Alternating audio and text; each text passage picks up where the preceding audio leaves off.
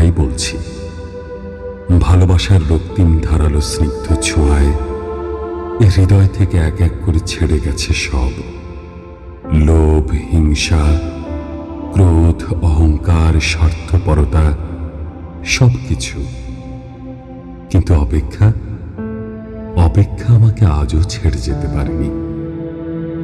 আমি ভালোবাসার জন্য সব কিছু ছেড়েছি, শুধু অপেক্ষা ছাড়া। অপেক্ষাকে আমি আজও হৃদয়ের গহীনতম অংশে অবরুদ্ধ করে বেঁচে আছি।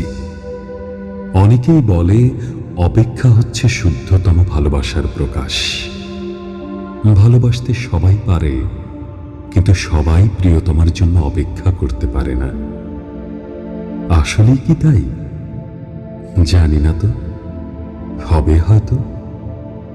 তবে অপেক্ষার কাছে আমি অনেক ঋণী। প্রিয়তমার জন্য অপেক্ষা আমাকে পাখির মতো সহজ হতে শিখিয়েছে, শিশুর মতো অনাবিল হতে শিখিয়েছে, আকাশের মতো বিশাল হতে শিখিয়েছে, ফুলের মতো স্নিগ্ধ সুন্দর হতে শিখিয়েছে।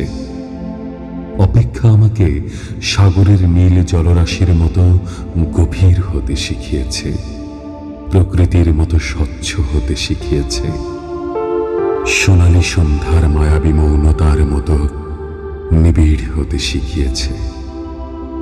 শেষ পর্যন্ত অপেক্ষা আমাকে কবিতার মায়াবী